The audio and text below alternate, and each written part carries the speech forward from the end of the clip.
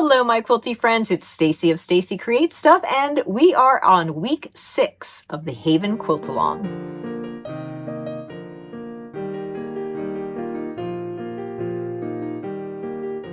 Today we are making our third block of the quilt, which is the 8-point star.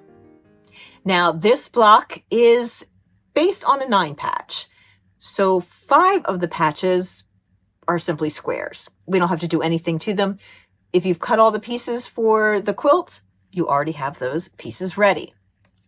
The other 4 pieces, however, are a Peaky-and-Spike or a V block unit. For that, you are going to need a template. And I'm going to show you how you can easily, very easily, construct this template with a piece of cardstock. You could do it with paper.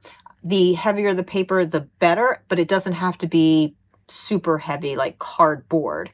Cardstock or a heavy paper work just fine.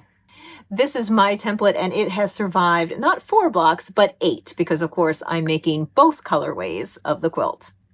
And it could even survive a few more. I have a piece of cardstock, a ruler, and a marking implement. This is just a silver pen. The template that you need to make for this block is 2 inches. Draw 2 inches there by 3.5. Now, if you have an old rotary cutter, and this is a great way to use old blades, I usually keep one for cutting paper, but you can also use scissors.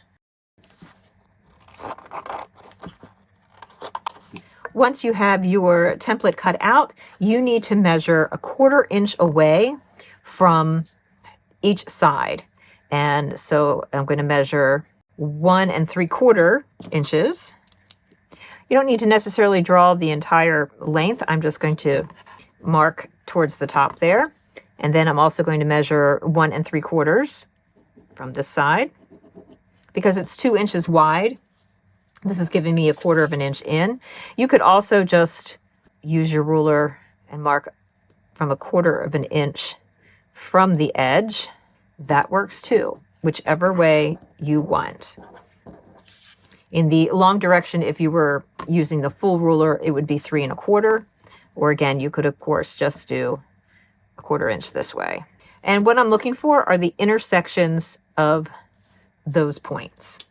Now I'm just going to take a regular sewing pin and poke a hole at that intersection. And I'm going to kind of move the pin all around. Now this hole is going to be too small for any sort of marking device to get through, whether it be a pencil, air erasable marker, friction pen. Any of those are going to be, this is just too small of a hole, but it is a good starter hole. Now I have a T-pin which has a much thicker shank, and so now I'm going to go through those points and make that hole a little bit bigger.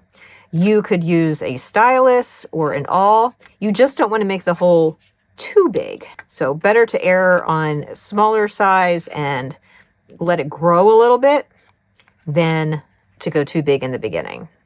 So now that I have all those holes marked, I'm ready to use it to mark my fabric. Now that you have your template, it is time to start making those units. Let's get going. Let's pull the pieces out for block number 3. This one is called an 8-point star, and it has, well, some smaller pieces in it. And that is because this block is going to be a 9.5 unfinished block. The first 2 blocks that we made were 12.5.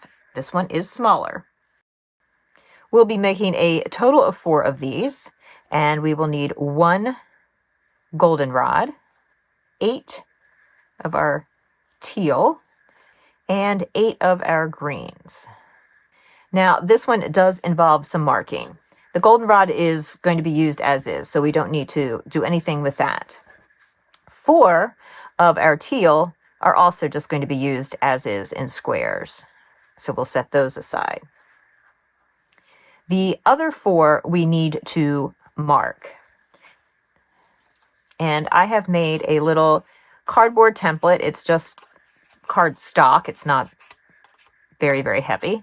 And I have cut it out to be 2 inches wide by 3.5 inches long. And then a 1/4 inch in on each corner, I have poked a hole with a needle, and that is going to facilitate marking our pieces. So I'm going to place my template on one side of a single square, and I think I will use my sandpaper board here, help keep things a little easier, because I will be drawing a line at some point. And I am going to mark on the upper right, and then down here on the lower left of the template, but it's essentially the center of the square. Then I'm going to slide my template over and mark the upper left. So I have 2 dots in the upper corners and 1 dot in the center bottom. And again, I'm just using my template to achieve that center. So I'm going to mark all 4 of my squares that way. All right, now that those pieces are marked, I'm just going to set those aside. And now I'm coming to the pale green rectangles.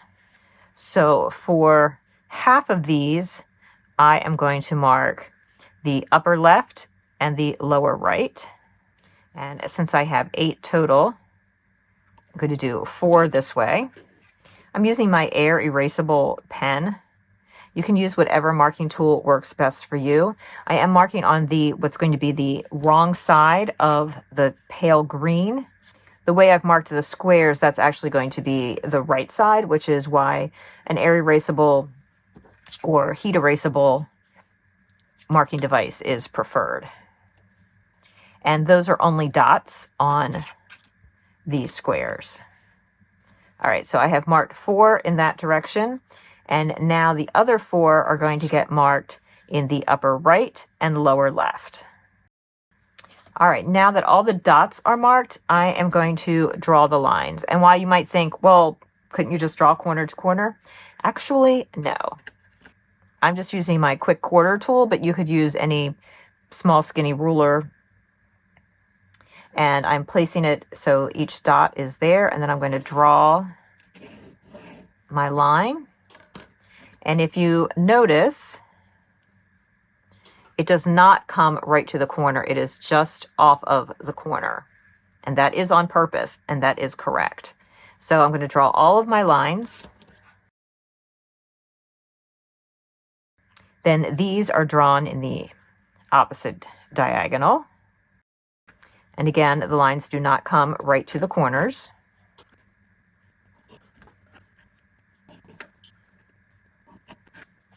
You're going to need 2 pins, and I'm not usually a pinner, but in this case, it is the most accurate way to align the pieces. So we're going to be taking a pin and going through that 1/4 inch dot, and then through the 1/4 inch dot on the square. Now I want that diagonal to go from the corner to that center dot. And again, I am going to put my pin where the dot is, and then looking back through here, put the pin on the dot there. Then I'm just giving it a quick little tug, and that helps kind of get everything aligned. And now that it's aligned, I can actually take the pin out and just pin that in place. And now I'm going to sew on that line. And like all the other sew on the line pieces that we've done, I'm actually going to sew just inside the line on the part that's going to get cut off, which is this section. Let me repin this so you can see here. Because after this is sewn, this piece will fold back and form this sharp triangle here. All right, let's go sew this one so you can see how that works. So I've sewn just to the side of that line, and then I pressed it back. I did press it so that the seam is going towards the center triangle. And I'm not doing anything with these. It's not like the flying geese units that line up. Of course, with batiks, you could turn these over and maybe do something? Probably not. Probably just gonna go in the scrap pile. All right, well, now that we have one side on, we need to put the other side. So I'm going to take a piece from the opposite side, and we're going to do the same thing with the pins. So I'm going to put the pin through the dot on the green and through the dot on the square. I'm not pinning anything, I'm just pressing the pin head all the way through. And then at the same here, I'm going to put the pin through there, and I can still just see that dot. So I'm putting that through there. Give them a tug, kind of let everything line up and relax. And then I can come and pin that in place. And so the same thing, I'm going to sew just inside that line on the part that is going to get not used. Let's go sew this, and we'll see what the finished unit looks like. And here we have the finished unit. Now, all right, I have sewn all 4 little mountain blocks, and now we're going to go ahead and lay them out. So the 8-point star is a 9 patch, in that there are 3 units across and 3 units down. And I'm going to start by laying out the top row, the center row, and then the bottom row. And now that I have them laid out, I'm going to sew the 3 units together to form a row. I'll do that for each of the rows, and then I will sew the rows together. Here we have the 3 rows for block 3. Just going to sew those together to complete the block. And here we have block 3 completed. And again, you need to make 4 of these, and they should finish 9.5 inches in their unfinished state. Now you may be wondering how a finished 9-inch block meets up with a finished 12-inch block. There's 3 inches missing there. Well, that is where those mini 9 patches and sashing come into play. Let's take a look.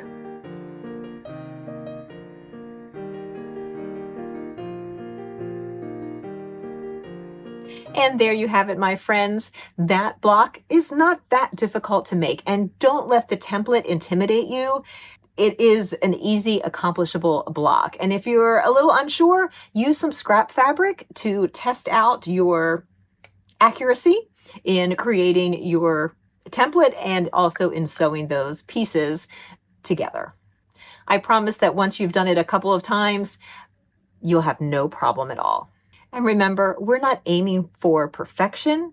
We are aiming for fun and the enjoyment of putting this project together. If your points are a little off, it's okay. Mine are.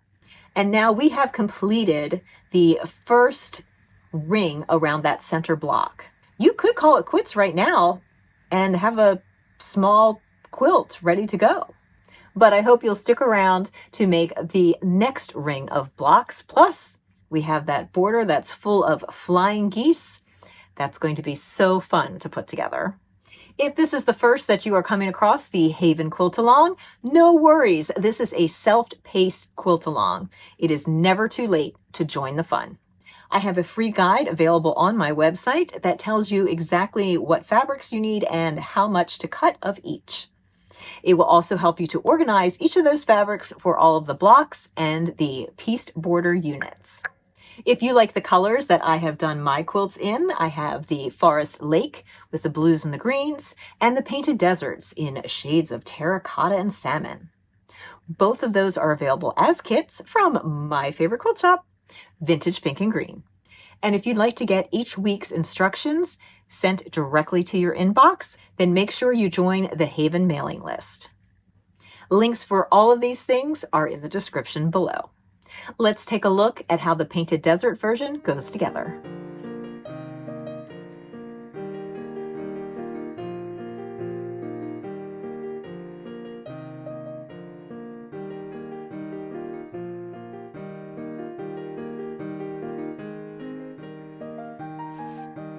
I just want to point out, though, that you are not locked in to the layout that is shown in the guide, or at least on the cover of the guide. And when we have the session that talks about how to put the quilt together, I am going to show you what you can swap around. Next week, our block is entirely made of squares and rectangles. So stay tuned till then, and until next time, why not check out this?